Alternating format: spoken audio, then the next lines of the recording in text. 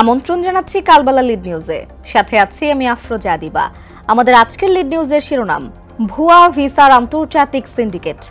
প্রতিবেদন করেছেন সানুল হক সানি ও জাফর ইকবাল। রাজধানীর পুরানা পল্টনের একটি বাড়ি, আড়ম্বরপূর্ণ অফিস, নামি ব্র্যান্ডের গাড়ি আর ভিআইপির মুখোশে সাজানো একজন কূটনীতিক। প্রথম দেখায় যে কারো মনে হবে সফল ও প্রভাবশালী এক কূটনীতিক, কিন্তু এই পরিচয়ের আড়ালে সেই ব্যক্তি গড়ে তুলেছে সাধারণ মানুষের স্বপ্ন ভেঙে দেওয়া প্রতারণার এক ভয়ঙ্কর চক্র। গত কয়েক বছরে হাজার হাজার মানুষ তার ফাঁদে পড়ে হয়েছে নিঃস্ব। তাদের পাসপোর্ট, সঞ্চয় আর ভবিষ্যৎ ছিনিয়ে নেওয়া হয়েছে।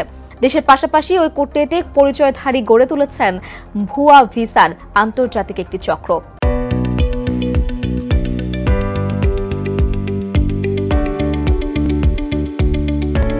যেখানে নকল সিলমোহর, ইউরোপ আমেরিকার জাল ভিসা, চার্টার্ড বিমান বুকিং টিকিট, ভিআইপিদের অতি গুরুত্বপূর্ণ ব্যক্তির সঙ্গে তোলা সাজানো ছবি এবং প্রশাসনিক হোমরা-চোমরাদের নাম ব্যবহার করে প্রতারণার ভিন্ন এক জাল বিছিয়েছিলেন সারা দেশে।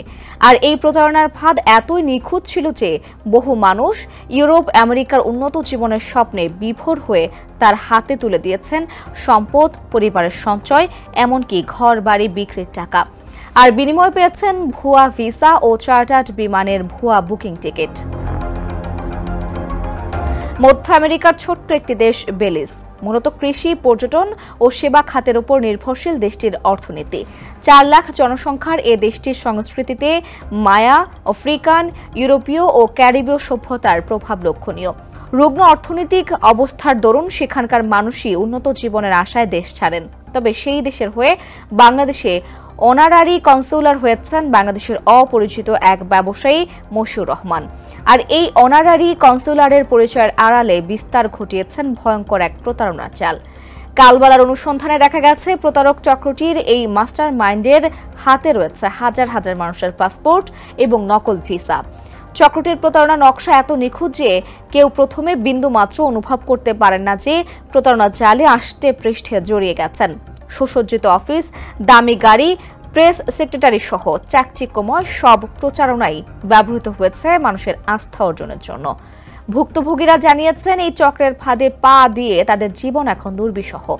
অনেকে পাওনাদারদের চাপে বাড়ি ছাড়া হয়েছেন, কেউ বা আবার শেষ সঞ্চয় বিক্রি করে হয়েছেন এলাকা ছাড়া। সব হারিয়ে উদ্ভ্রান্তের মতো ছুটছেন ওই কূটনীতিকের পেছনে। অনুসন্ধান বলছে 2021 সালের 4 মার্চ বাংলাদেশে বেলিজের অনারারি কনসাল জেনারেল হিসেবে নিয়োগ দেওয়া হয় মোহাম্মদ মশিউর রহমানকে। তার দায়িত্ব ছিল দ্বিপক্ষীয় বাণিজ্য, কনসুলার সেবা এবং বেলিজ ও বাংলাদেশের মধ্যে সম্পর্ক বৃদ্ধির উপর গুরুত্ব দেওয়া। তবে এসবের আড়ালে ভয়ঙ্কর এক আন্তর্জাতিক ভুয়া ভিসা সিন্ডিকেট তৈরি করেন এই মশিউর রহমান। তার এই চক্রের প্রধান সহযোগী স্ত্রী ডেন্টিস্ট রোমানা আফরোজ। স্বামী স্ত্রীর ফাঁদে পড়ে সর্বস্ব খুয়ে ঘর বাড়ি ছাড়া হাজারো মানুষ। প্রতারিত এমন শত শত মানুষকে খুঁজে বের করেছে কালবেলা। অনুসন্ধানে জানা যায় বিভিন্ন সময়ে বিভিন্ন ভিআইপির সঙ্গে ছবি তুলে সেসব ছবি সামাজিক যোগাযোগ মাধ্যমে ছড়িয়ে দিতেন। বিভিন্ন ভিআইপির সঙ্গে এডিটেড ছবিও ছড়াতেন। এছাড়া বেলিজের অনারারি কনসুলার জেনারেল পরিচয় ব্যবহার করে ভিআইপি পাড়ায় ছিল তার অবাধ যাতায়াত। সাবেক স্বরাষ্ট্রমন্ত্রী আসাদুজ্জামান খান কামাল, ঢাকা মহানগর পুলিশের ডিএমপি গোয়েন্দা বিভাগের ডিবি, সাবেক প্রধান হারুনুর রশিদ এবং বিভিন্ন দেশের দূতসহ ভিআইপিদের সঙ্গে ছিল নিয়মিত ওঠা বসা। এসব ভিআইপির সঙ্গে ছবি তুলে সেসব ছবি দিয়ে বিভিন্ন নাম সর্বস্ব অখ্যাত গণমাধ্যমে প্রতিবেদন প্রকাশ করাতেন। যেমন 2021 সালের 28 জুন শাপলা টিভি নামে একটি অনলাইন পোর্টালে প্রকাশিত প্রতিবেদনের শিরোনাম ছিল স্বরাষ্ট্রমন্ত্রী আসাদুজ্জামান খান কামালের সঙ্গে ব্যক্তিগত সাক্ষাৎ করেন বাংলাদেশে নিযুক্ত বেলিজের honorary consular Mohammad Moshiur Rahman.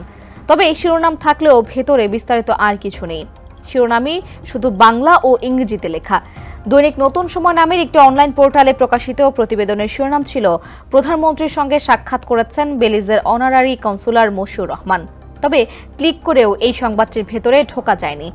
Search engine গুগলে সার্চ করে এমন আরও কয়েকটি প্রতিবেদন দেখা যায়। খোঁজ নিয়ে জানা যায় মশিউর রহমান ভিআইপিদের সঙ্গে এসব ছবি ও প্রতিবেদন দেখিয়ে ফাঁদ পাততেন।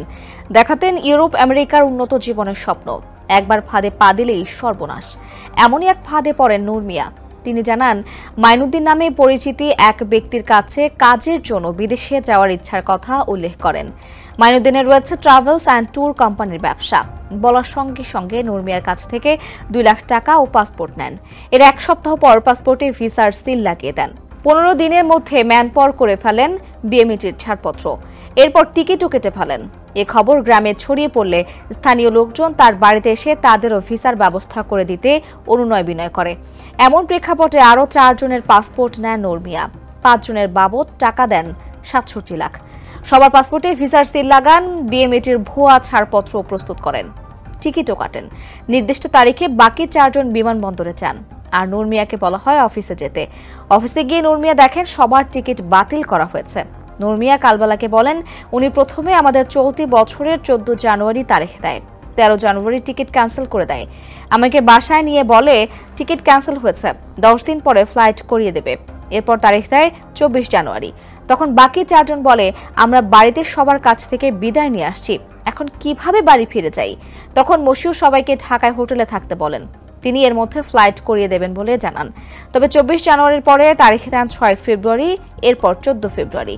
এভাবে তারিখের পরে তারিখ দিলেও আমাদের আর ফ্লাইট করাননি। পরে জানতে পারি সব ভিসা ছিল ভুয়া। এসব কথা বলতে বলতে এক পর্যায়ে কান্নায় ভেঙে পড়েন নূর মিয়া। বলেন, গ্রামে আমার একটি দোকান ছিল, ওটা পাওনাদাররা নিয়ে গেছে, আমার সব শেষ। আমি এখন পাওনাদারদের ভয়ে বাড়িতে যেতে পারি না, ঢাকা শহরে পালিয়ে পালিয়ে আছি। তিনি টাকা দেবেন বলে হঠাৎ একদিন অফিস বন্ধ করে উধাও হয়ে যান। নূর মিয়ার মতো প্রতারিত এমন মানুষের সংখ্যা হাজারেরও উপরে বলে জানিয়েছেন বেশ কয়েকজন ভুক্তভোগী। কালবেলার অনুসন্ধানে এমন শতাধিক ভুক্তভোগীর সন্ধান মিলেছে, যাদের মধ্যে একজন মোহাম্মদ সোহাগ হোসেন। তিনি মশিউরের ফাঁদে পড়ে আরও 56 জনের পাসপোর্ট জোগাড় করে দেন, যারা সবাই এখন প্রতারিত। সব মিলিয়ে সোহাগ হোসেন 1,18,00,000 টাকা পাবেন মশিউরের কাছে। অন্যের টাকা দিয়ে তিনিও এখন নিঃস্ব, যেতে পারেন না বাড়িতে। অন্যদিকে অফিস বন্ধ করে দিয়ে স্ত্রী সহ পালিয়েছেন ভয়ঙ্কর এই প্রতারক। তার খপ্পরে পড়েন দিদার ভূঁইয়া নামে আরও একজন। মশিউরের কাছে তার পাওনা 17 লাখ টাকা। মাইনুদ্দিন নামে আরেক ব্যক্তি পাবেন 20 লাখ টাকা। এমন অন্তত 1000 খানেক মানুষের জীবনের গল্পটাকেই উলট পালট করে দিয়েছেন মশিউর। এমন শতাধিক ভুক্তভোগীর সঙ্গে কথা বলেছে কালবেলা। অনুসন্ধানে জানা গেছে, মশিউরের এই চক্রে রয়েছেন তার স্ত্রী ডেন্টিস্ট রুমানা আফরোজ ও বিএমইটির বহির্গমন শাখার কয়েকজন কর্মকর্তা। মশিউর চক্র অফিস হিসেবে ব্যবহার করত পুরানা পল্টনের 50 নম্বর রুহামা কমপ্লেক্স। সেখানে রুমানা ডেন্টাল ক্লিনিক নামে মশিউরের স্ত্রীর একটি দন্ত চিকিৎসালয় ছিল। ওই আস্তানায় বসেই স্বামী স্ত্রী মিলে ফাঁদ পাততেন। সাধারণ মানুষকে আকর্ষিত করতে প্রেস সেক্রেটারি পদে নিয়োগও দিয়েছিলেন সুমন চৌধুরী নামে এক কথিত সাংবাদিককে। মশিউর চক্র অবিকল আসলের মতো দেখতে ইউরোপের বিভিন্ন দেশের জাল ভিসা দেখিয়ে মানুষকে প্রতারিত করত। তবে বেলিজের ভিসা তিনি নিজেই সিল স্বাক্ষর দিয়ে ইস্যু করতেন। প্রতারণার শিকার হওয়াদের মধ্যে কুমিল্লার কামরুল হাসানের পাসপোর্ট নম্বর EE0835215, ঢাকার আরিফুল ইসলামের পাসপোর্ট নম্বর A00942509, কুমিল্লার মাসুদ রানার পাসপোর্ট নম্বর A00809128, জুবাইর হোসেনের পাসপোর্ট নম্বর A02088677, মোহাম্মদ নিজাম হোসেনের পাসপোর্ট নম্বর A01793699, নোয়াখালীর নাসির উদ্দিনের পাসপোর্ট নম্বর A01995253, হাফিজুর রহমানের পাসপোর্ট নম্বর A01758165, মোহাম্মদ আলমগীর হোসেনের পাসপোর্ট নম্বর A02135786, নোয়াখালীর জাবেদের পাসপোর্ট নম্বর A01876487, মোহাম্মদ ফাইজুল করিমের পাসপোর্ট নম্বর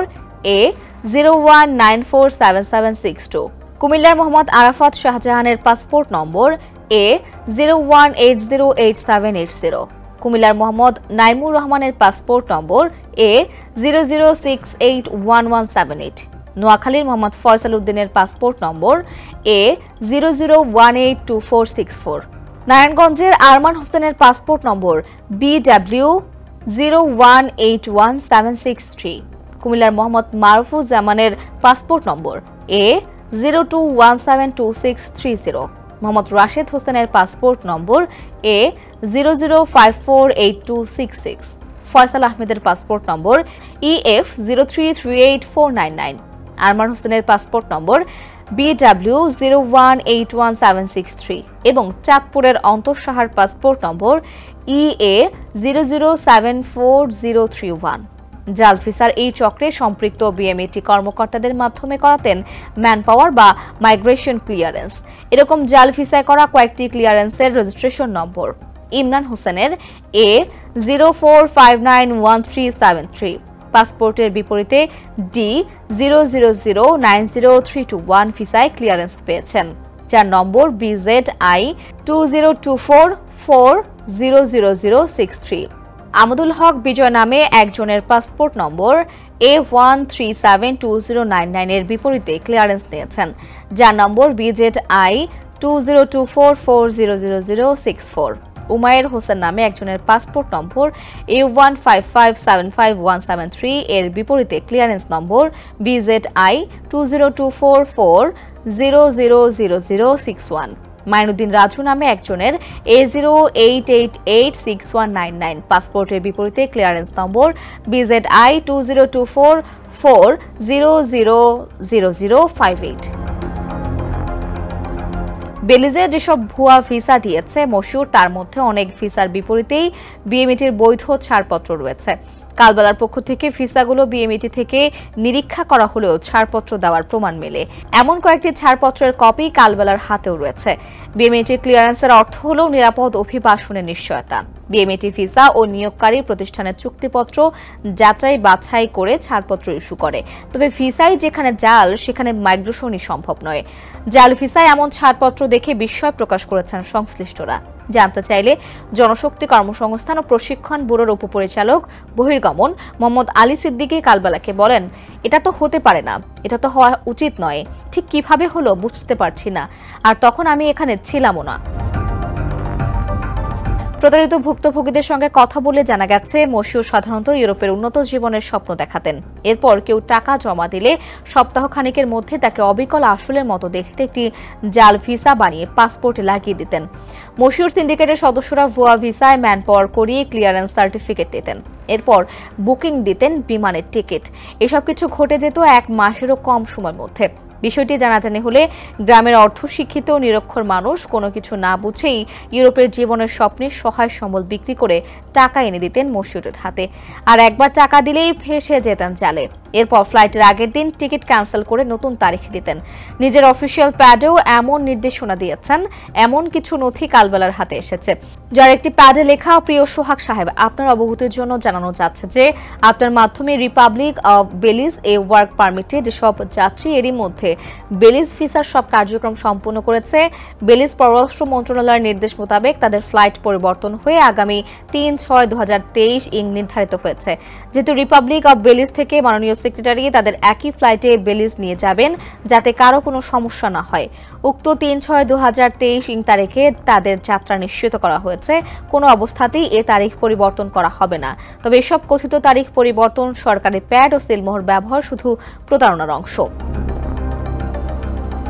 এসব বিষয়ে বক্তব্য জানতে মশিউর রহমানের মোবাইল ফোনে একাধিকবার কল করেও কোনো সাড়া মেলেনি। পরে প্রশ্ন লিখে বার্তা পাঠানো হলেও কোনো উত্তর দেননি।